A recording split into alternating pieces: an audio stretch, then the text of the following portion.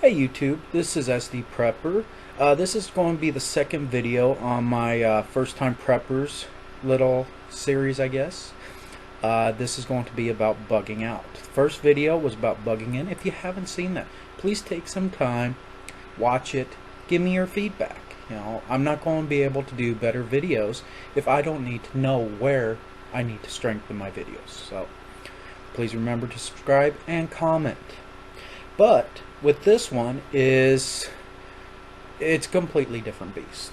Okay, where when you were bugging in, you had already stockpiled. You were staying in one location and hoping to ride it out, or ride it out until you had to go out to resupply. So that's one thing that we have to look at, where with bugging out, most cases it's going to be whatever is in your vehicle, whatever's on your person, and whatever you can carry. So let's look at a couple of things here. First off is you need to have a bug out location. Choose someplace relatively quick to get to. Quite a few of the people that I know, it's typically within 20 to 30 miles. But think about if it comes down to, at the time that you're able to bug out, there is abandoned cars on the interstate, on all the major roads, or even just roads here in town, in case of like a pandemic, something like that. As well as, can your vehicle maneuver through? Just keep in mind, just because you have a four-wheel drive does not mean you're going everywhere. I've seen the Jeep commercials just as well, and yeah, they can do a lot, but no, they can't do everything. They're not billy goats. So that's something to keep in mind. If it's someplace that you might possibly have to walk to, you don't want to go too far out, but you want to go out far enough that you feel safe away from the urban area, whatnot. National forests are pretty much the big ones whenever you go to any survivalist forums. But keep in mind, since they are the big ones, a lot of people are heading that way. So you never know. It could be like Yellowstone during the tourist season. You never can tell. So keep that kind of stuff in mind. Another prepper friend of mine from work suggests driving around and locating abandoned buildings, abandoned housing, things like that. And that's something possibly to keep in mind. You might just need a slightly different location. Keep in mind, if you are in a shit hits the fan scenario, it really doesn't matter if you're squatting or not. Nobody's really going to come over, call the cops, and say, come over here. At this point, we're already assuming that society has crumbled enough that you can, quote-unquote, commandeer this house unless the neighbors have an issue. So those are just a couple of things to keep into mind. Another one is to keep in mind what all you can pack. It comes down to, most camping sources suggest that your pack does not go over 25% of your body weight. There are exceptions to this. When I took my pack test as a firefighter, wildland firefighter, we had a gal that was maybe 120 pounds soaking wet. But our packs were 45 pounds. That is what was required by the government to receive your red card.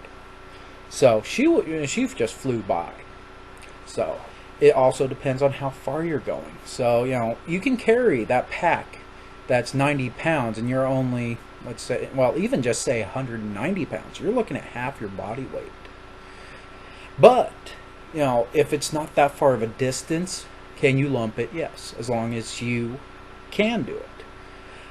If you, as soon as you get your pack made, start walking around with it.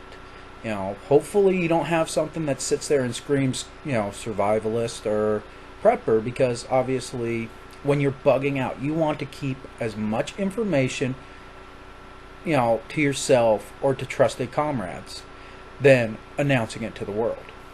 You could also be doing walking with weighted vests, things like that to get into shape. So those are a couple of things. True, getting into shape from a fat guy like me might not be what you want to hear, but it's the truth. So you have to look into all of these things. And we're not going to talk about bug out bags right now. I think that would be a good topic for the next video. So we're not going to worry about that one for this moment. But another couple of items that you got to keep in mind is that you're going to get thirsty while you're going to your location. Doesn't matter if you're going in your car or if you're walking it. So a thing that a lot of people do, not even necessarily preppers, is keep a couple of gallons or a gallon of water close to your door. So if you do have to get out and leave, you can grab that water with your bag and you're out the door. Honestly, when you're looking at a bug out scenario, unless for some unknown reason you decide you want to go through the window, it is always best to set this up as if it was an emergency where you had to evacuate the house, the apartment, whatever, at a moment's notice. Like, let's say a fire or something like that. Some people keep their everyday stuff close by to the door. A lot of preppers keep their bug out bags close by to the door. So the quicker you can access your stuff before you leave is always a good thing. You always want to stay hydrated. If you need meds, make sure that you have them packed and for some type of a set amount, even if all it is in your mind how long you feel that you have to go out. Because keep in mind, once you leave your building, there's always the possibility when you come back you're not able to re-enter, or it might not even be there anymore. So that's one of the other things that you have to keep in mind. So those are just kind of the basic things that I wanted to talk about in this video. So quick overview is make sure you have your location and don't choose something too far out. Do not assume that you can get there by vehicle. You might have to walk. As well as when setting up your preps, to make sure that they are available so that you can go out the door right away. Okay? So this is going to be the first video. Like I said, there's going to be another one. As soon as that one's available, I'm going to put it in the link. I'm also going to put the link for the bug in video at the bottom. Please subscribe, comment, tell me what you like, what you didn't like about this video.